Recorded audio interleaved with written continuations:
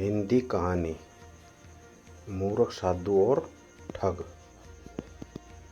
एक बार की बात है कि किसी गांव के मंदिर में देव शर्मा नाम का एक प्रतिष्ठित साधु रहता था। गांव में सभी लोग उनका सम्मान करते थे। उसे अपने भक्तों से दान में तरह तरह के वस्त्र, उपहार, खाद्य सामग्री और पैसे मिलते थे।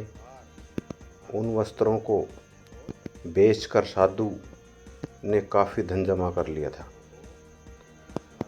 साधु कभी किसी पर विश्वास नहीं करता था और हमेशा अपने धन की सुरक्षा के लिए चिंतित रहता था।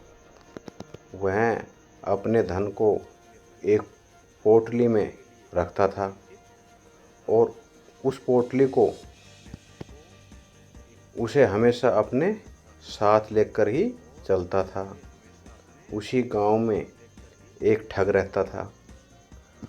बहुत दिनों से उसकी नज़र साधु के धन पर थी। किसकी? ठग की। ठग हमेशा यही सोचता था कि मेरा दाव कब लगे और मैं इसकी गठरी को चुरा लूं।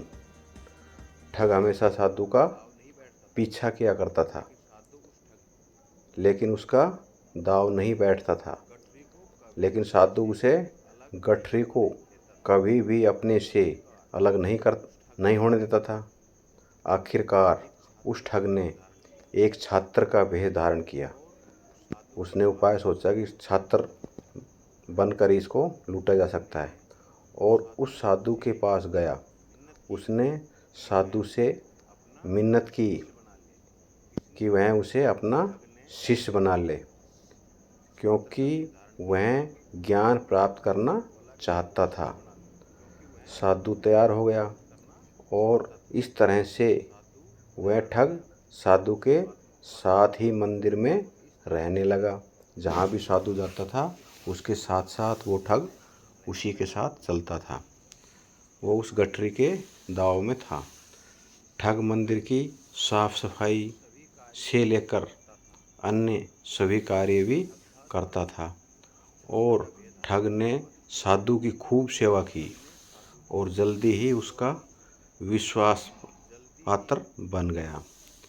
अब एक दिन की बात है कि एक दिन साधु को पास के गांव से एक अनुष्ठान के लिए आमंत्रित किया गया।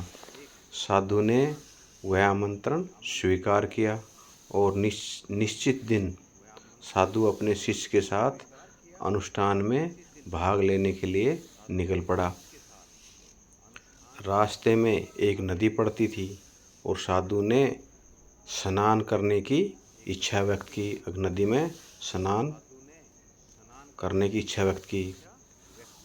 उसने पैसों की गठरी को एक कंबल में लपेट दिया और कंबल के भीतर रख दिया और उसे नदी के किनारे पर रख दिया और उसने ठग से सामान की रखवाली करने को कहा।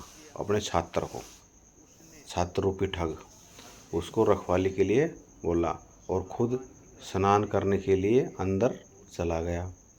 ठग को तो कब से इसी पल का इंतज़ार था कि कब मेरे को दाव लगे।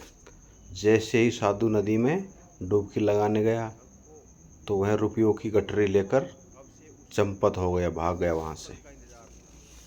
शिक्षा मतलब किसी भी अजनबी की चिकनी चुपड़ी बातों में आकर ही उस पर किसी की चिकनी चुपड़ी बातों में आकर कभी भी उस पर विश्वास नहीं करना चाहिए। जल्दी से किसी पर विश्वास नहीं करना चाहिए। थोड़ा उसकी